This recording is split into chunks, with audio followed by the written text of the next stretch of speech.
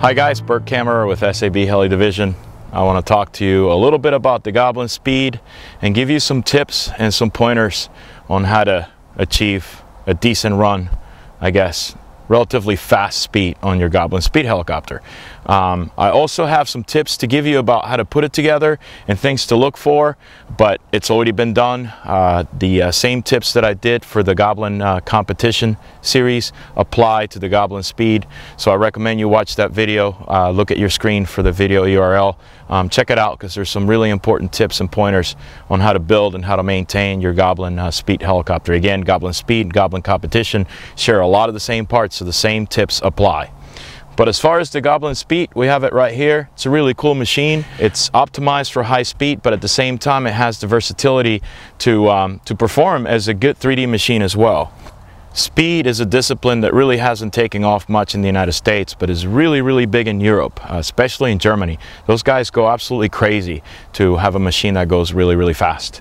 And a lot of people think, well, flying a speed machine is boring. All you do is go right to left, left to right. It actually takes a lot of time, a lot of work, and a lot of effort to make one of these things go that fast. The faster you go, the harder it is to develop even more speed. So a lot of things need to be taken into account to have a machine that actually can go really fast. So I'm just going to give you a few pointers. I'm not an expert at speed flight, but I know a few things that will allow you to fly your Goblin Speed at very high speeds. First thing, you got to make sure you have the right blades. This machine right here ships with 720mm main blades. And the blades are different from the traditional 3D blades that we have seen from SAB and from other manufacturers. They have a slightly different tip. They're optimized for high speed. What that means is you can fly really fast, and this machine will track. Thanks to its blades, it'll track better than if you're running just your traditional good old-fashioned 3D blades. And stability is extremely important, because when you go that fast, a little bit of elevator input is going to cause the machine to go crazy and try to like do a wall on its own or something. So main blades are important. Tail blades are also very important. On this machine, it ships with very small tail blades. I believe they're 95 millimeters long, and you want to make sure that you don't have super big tail blades. You don't want any drag. Drag is not your friend. So I'm going to take the canopy off, and we're going to cover a couple other things here. So as we look at the internals on this machine, another trick for high speed is high head speed. You want to run really high head speed. And by saying really high, I'm talking about 2,500 to 2,600. I would never recommend that you guys exceed 2,600, as we've done a lot of testing and we can conclude it's safe to say that beyond that speed, we can't really promise you that the helicopter is going to stay together at that kind of speed. But 2,500, 2,600 is safe to run. You need at least that kind of speed, rotor speed, to develop the forward speed. You want to run a 14S setup instead of a 12S setup, simply because 14S uses more voltage and less current, so things are going to run a little bit cooler.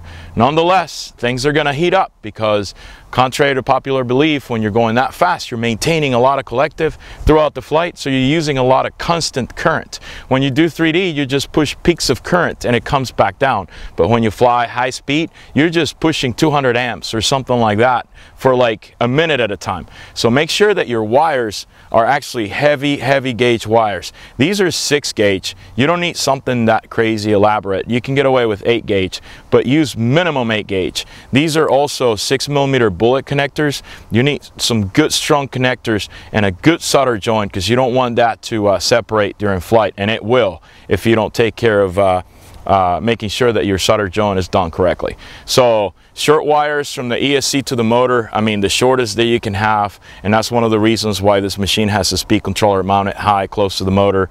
Short wires from the ESC to the battery, heavy duty wires, heavy duty connectors, and so forth. So again, these are some of the pointers. Aside from that, make sure your flabberless system is set up correctly. You want practically no tail gain. The less the tail gain, the more power that you have reserved for your main rotor. So run practically no tail gain. If you can run rate mode, even better.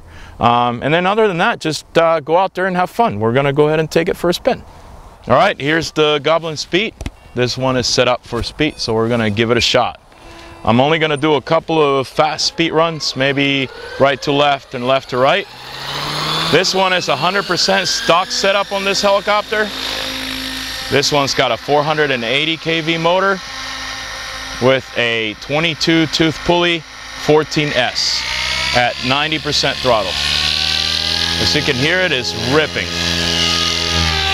I got a few cameras just in case to see if we can get footage of this, because it's not easy to do. But we'll try it. Yesterday I attacked this at 151 miles an hour.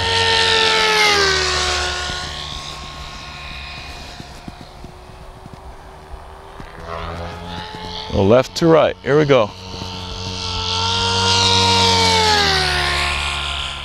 And like I said yesterday, this was 151 miles per hour. I don't know that I'm getting that today, but. So one trick here is, after you do these speed runs, is have a lower throttle curve and bring the throttle down like I just did. Probably can't see it well in the video, but make sure you're throttled down a little bit here and there, because you really don't want at all to create too much heat in the system and burn something up. Again, these things use a lot of current. This helicopter could have higher speed if I went with the bigger pulley, which I probably would end up doing in the future. But for now, I think this is decent speed at 150 miles per hour. All right, so that's what we have for speed flying. Now this is my Goblin Speed number 2. This one is set up for 3D. So the only thing I did is I changed, of course, the gear ratio on this machine. I put a 23 tooth pulley on the motor with the 480 kV Contronic motor, 12S only instead of 14S. No need for 14S, just for 3D flight.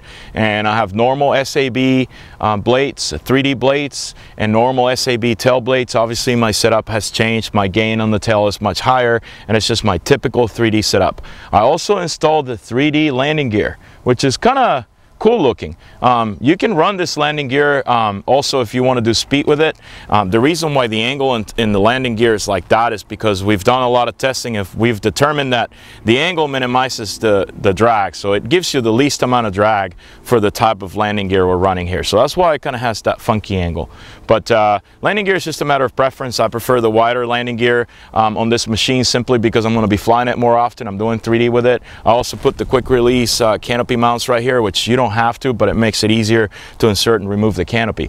But other than that, this thing flies just like the other Goblin. It's just a great 3D performer. So we're going to take this one for a quick spin too.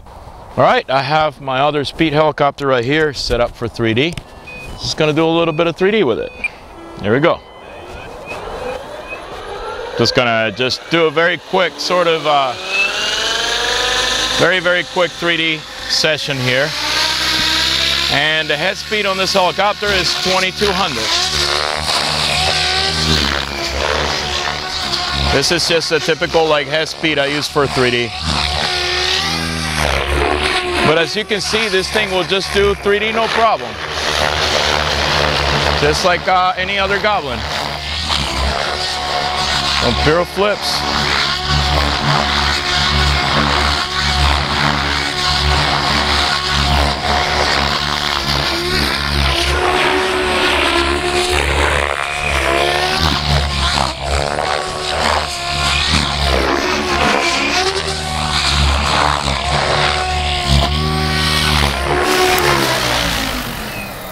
That's it. Just basically give you an idea that the machine can not only fly fast, but it can do some 3D as well.